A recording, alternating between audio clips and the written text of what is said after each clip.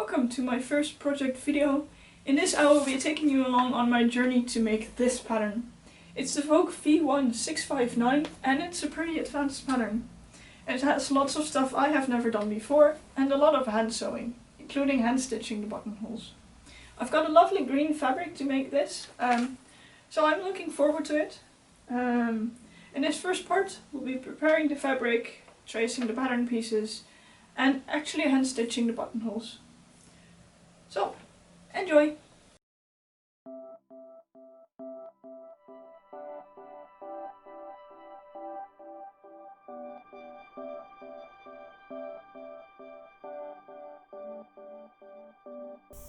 Because the pattern was quite crinkly when I got it out of the envelope, I'm first giving it a good press.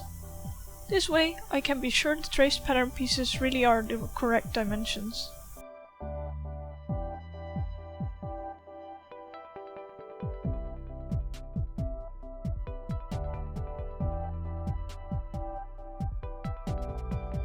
After that, it is time to start tracing the pattern.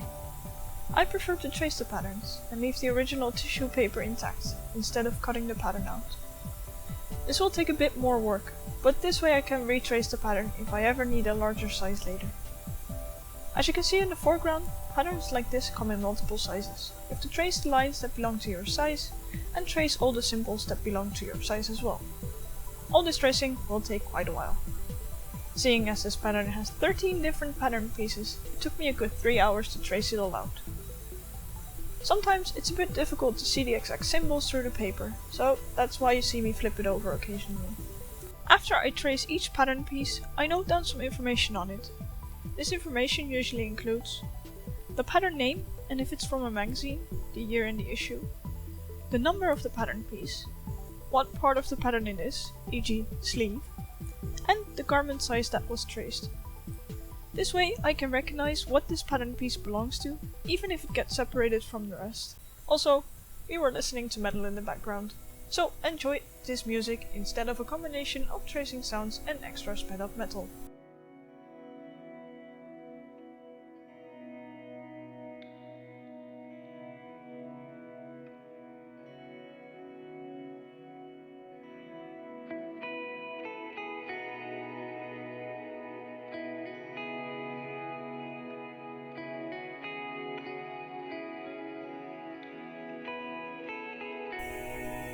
Look who woke up to come say hi. This is Snaky, our ball python. He really likes it when I'm working at the dinner table, because then he has something to look at. And if you are curious, this is what a drinking snake looks like. Sip sip.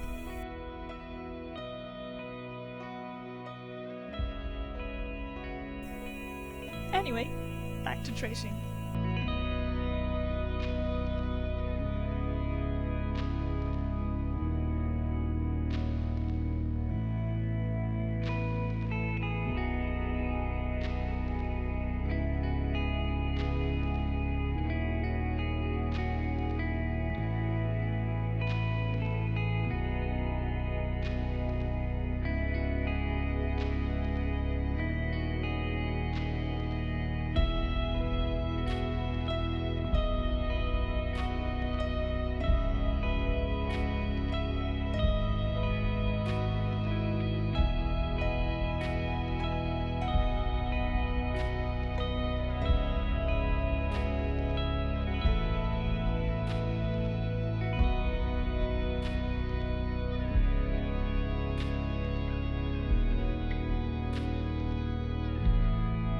There we go, 13 pattern pieces, traced, cut out and labeled. But we can't immediately start sewing. First, we have to cut the fabric. First, I'm cutting the pattern pieces that only need to be cut once, which is why I laid on the fabric single-sided. For this pattern, both front sides are unique and need to be cut only once.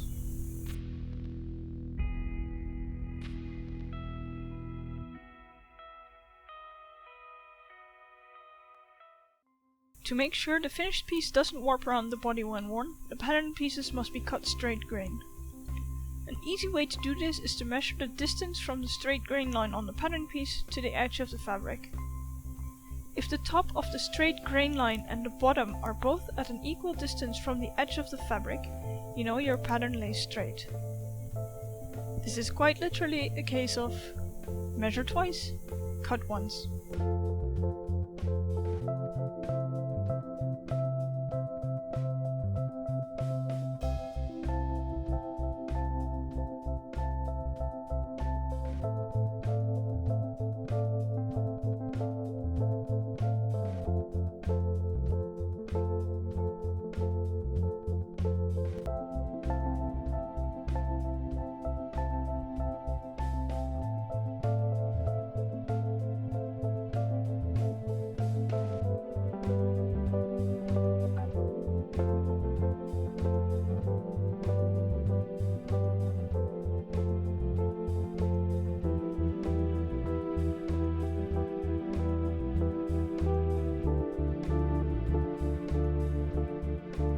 After that, it is time to cut the pattern pieces that need to be cut more than once, or which need to be cut on the fabric fold.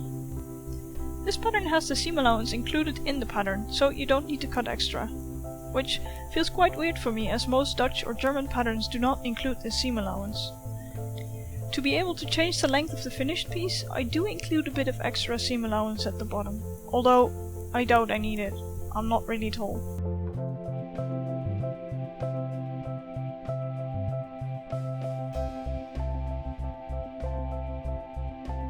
This piece needs to be cut twice and on the fold. I could have drawn it twice on paper, but I'm too lazy for that.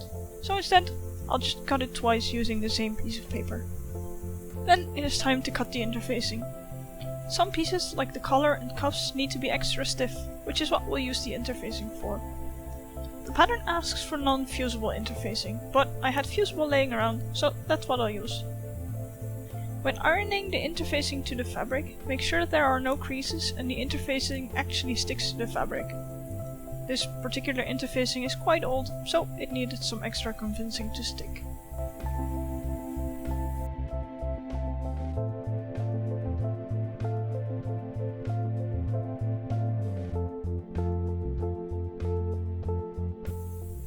When cutting the interfacing pieces, I'm again checking if they are straight grain. For this purpose, I cut along a bit of selvage edge.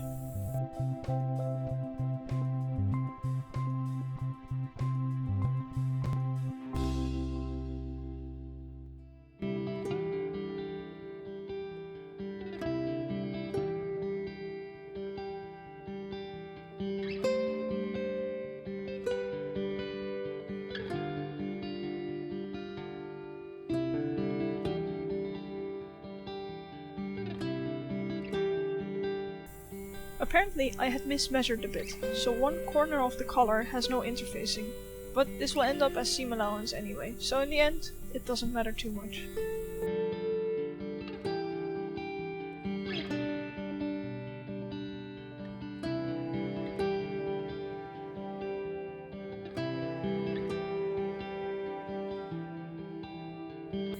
With the interfacing done, we get to the joyful process of thread tracing.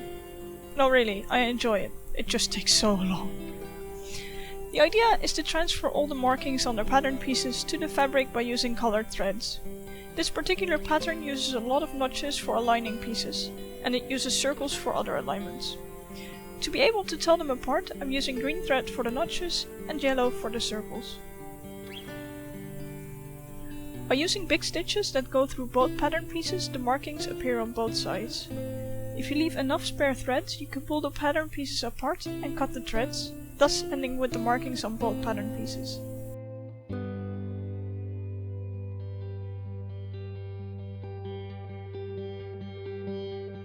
I use pins to mark where the thread lines are supposed to go, by measuring 1.5 cm from the edge of the fabric. This is why I usually prefer patterns that do not include the seam allowance in the pieces itself. That way, you don't have to measure, and you can just thread trace around the edges of the paper. As you can see, I'm leaving a loop every other stitch. This is to leave enough thread to pull the pieces apart later.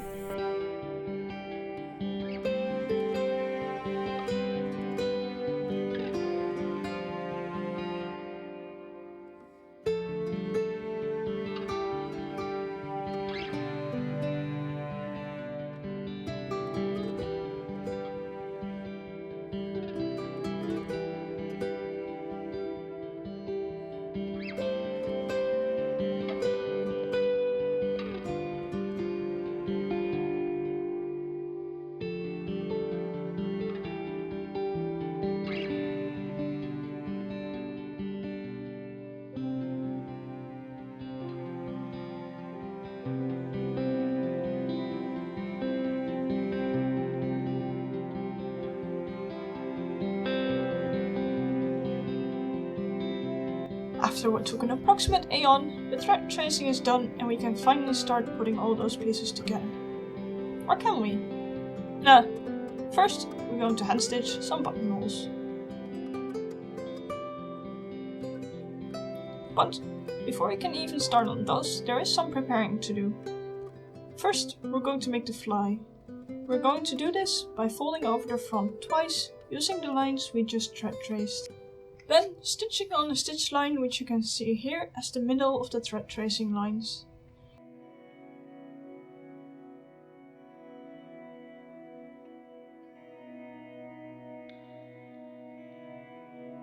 We have now created a fly which you can fold over. The soon-to-be buttonholes will be hid behind this when the blouse is worn.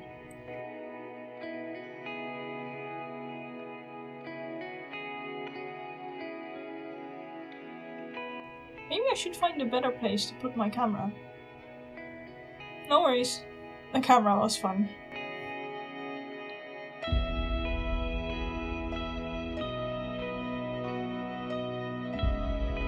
The locations of the soon-to-be buttonholes are marked on the pattern, and I transferred these markings as thread tracings as well.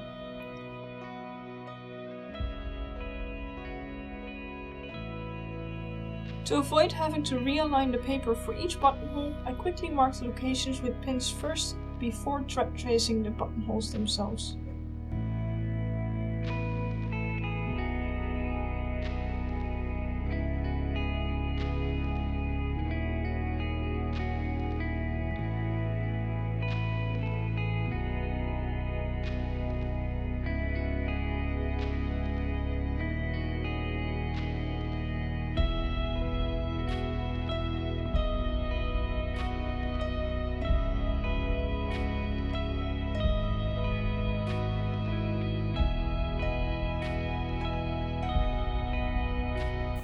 After that, the instructions told me to machine stitch a small box around the future buttonhole. I'm not sure, this might be to stabilize the fabric and to make for an easy placement guide. The idea is to make a box 3mm wide and 3mm longer than the marked buttonhole.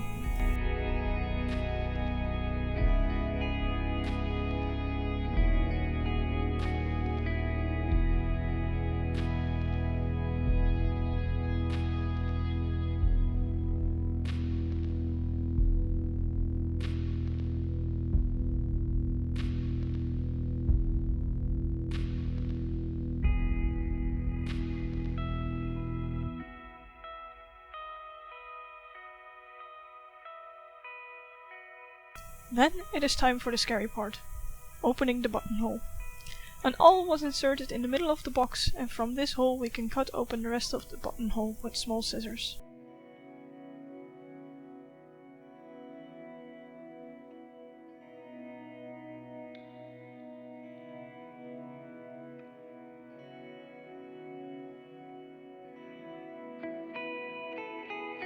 With this pattern, making the buttonholes is a two-step process. First, regular thread was used to quickly overcast the edges to prevent the worst of the fraying, which, as you can clearly see here, the fabric is quite prone to.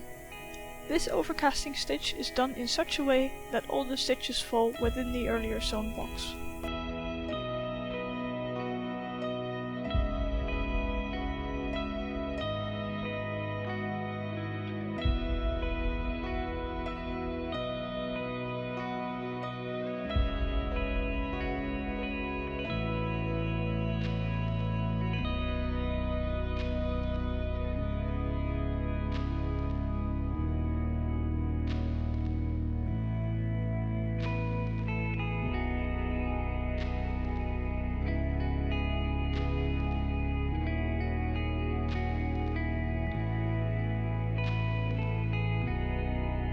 The second step uses silk thread to do the actual buttonhole stitches.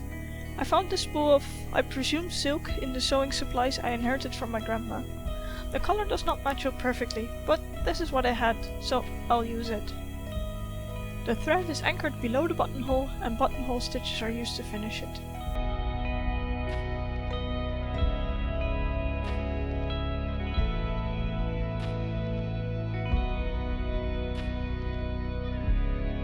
This time, the needle comes out outside the earlier sewn box, thus hiding the machine stitches in the process. The idea is to stick the needle out, then loop the thread around it, thus creating a bar that runs across the raw edge.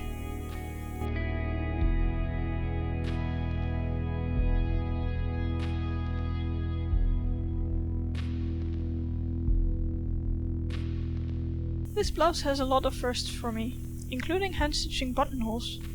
It was a bit finicky to figure out at first, but in the end, I might even say I enjoyed it, and I'm not a big hand stitching fan.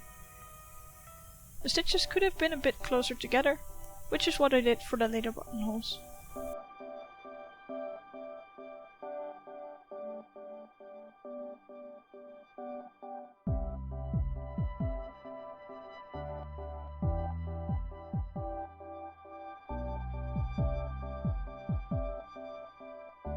There we go, 7 hand stitch buttonholes hidden behind the fly. We are only at the beginning of this blouse, but I'm quite proud already. Now that the buttonholes are in, it is time to transform all those loose pieces of fabric into a single garment. But we'll leave that for our next part.